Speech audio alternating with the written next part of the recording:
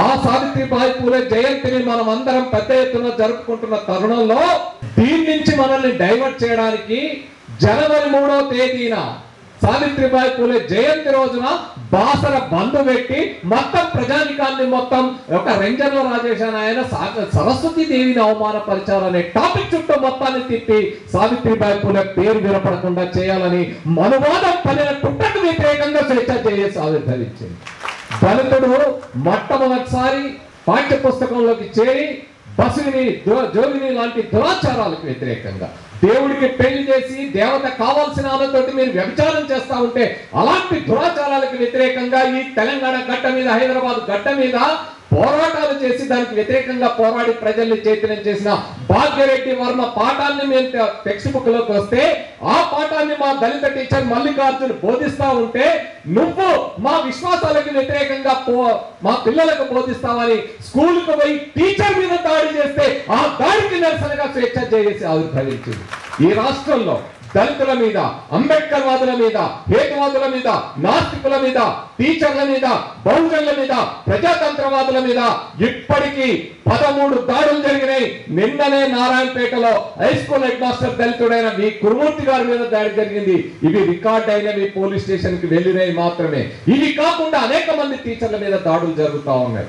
మతోన్మాదం, మనువాదాన్ని మంటబెట్టి స్వాతంత్రం, స్వేచ్ఛ, సమానత్వం, సౌభ్రాతృత్వం అనే పేరుతో భారత రాజ్యాంగం వచ్చిన తర్వాత ఆ మనువాదం మొత్తం మట్టుబెట్టిన తర్వాత మరలా మనువాదాన్ని తీసుకురావాలని, బ్రాహ్మణాధిపత్యాన్ని తీసుకురావాలని, ఆ బ్రాహ్మణ కులాధిపత్యాన్ని మళ్ళా నెలకొల్పడానికి ఈ రాష్ట్రంలో, తెలంగాణ రాష్ట్రంలో రాజ్యాధికారం చేపట్టి బ్రాహ్మణాధిపత్య, కులాధిపత్య, మనువాద వ్యవస్థను తీసుకురావడానికి కృషి చేస్తున్న ఆర్ఎస్ఎస్, బీజేపీ ఆడుతున్న రాజకీయ వికృత క్రీడలో భాగంగా అలాంటి దాడులు జరుగుతూ ఉంటే ఆ దాడులకు వ్యతిరేకంగా ప్రజాస్వామ్యాన్ని కూని చేసి చట్టాన్ని చేతుల్లోకి తీసుకునే వాళ్ళ అరాచక శక్తులకు వ్యతిరేకంగా ప్రజాస్వామ్యాన్ని కాపాడుకుందాం, భారత రాజ్యాంగాన్ని కాపాడుకుందాం, మనువాదాన్ని, మతోన్మాదాన్ని వ్యతిరేకిద్దామనే నినాదాలతో స్వేచ్ఛ చేసి ఆవిర్భవించింది. మిత్రులారా, చట్టబద్ధంగా, రాజ్యాంగబద్ధంగా మీరు రాజ్యాంగాన్ని తుంగలో తొక్కాలనుకున్నా, మీరు చట్టాన్ని చేతుల్లో తీసుకొని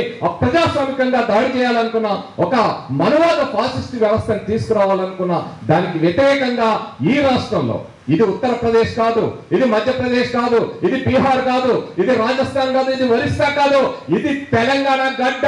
మా నిజాం సర్కార్నే గద్దెదించి గవర్ని దేశ్ముఖుల జాగీర్దారులను తరిమేసి 4,500,000 మంది అమరవీరులై నిజాం సర్కార్ని గద్దెదించిన తెలంగాణ సాయుధ రైతాంగ పోరాటం జరిగిన వీర తెలంగాణ గడ్డ ఇది.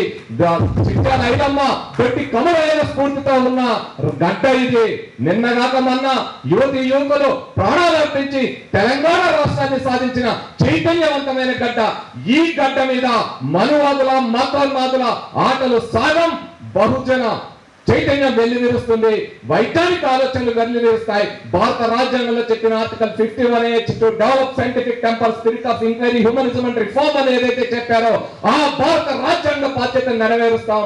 ఆ చట్టాన్ని, భారత రాజ్యాంగాన్ని కాపాడుతాం, చట్టబద్ధంగా వ్యవహరిస్తామనే ఈ స్వేచ్ఛ చేసి ఏర్పడింది. మిత్రులారా, ఈ రోజు వరకు అనేక కార్యక్రమాలు నిర్వహిస్తున్నాం. ప్రతి కార్యక్రమంలో నిజంగా ఒక మంచి ఐక్యత, ఇన్ని రకాల భావజాలాలున్న ఎంతమంది చిన్న చిన్న వాటికి కూడా అనేక లోపాలు జరుగుతాయి, పొరపాట్లు జరుగుతాయి, కానీ అన్ని కలిసి మాకందరికీ ఉంది ఒకటి, అదే భారతీయ తాత్విక దృక్పథ వారసత్వం, చార్వాకం, లోకాయతం, బౌద్ధం. అదే మాకు వేమన నుంచి, అదే మాకు వీరబ్రహ్మేంద్ర నుంచి, అదే మాకు పెరియార్ నుంచి, అదే మాకు నారాయణ గురువు నుంచి, అదే మాకు జ్యోతిబా పూలే నుంచి, అదే మాకు సావిత్రిబాయి పూలే నుంచి, అదే మాకు డాక్టర్ బిఆర్ అంబేద్కర్ నుంచి, భగత్ సింగ్ నుంచి అందించిన వారసత్వం. ఆ తాత్విక దృక్పథం ఇది భారతీయ దృక్పథం.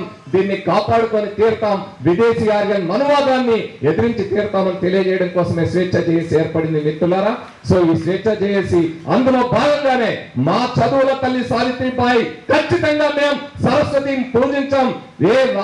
మా అంబేద్కర్ ఎప్పుడో 22 ప్రతిజ్ఞలు చేయించిండు. నేను రాముడిని పూజించను, కృష్ణుడిని పూజించను, గౌరీని పూజించను.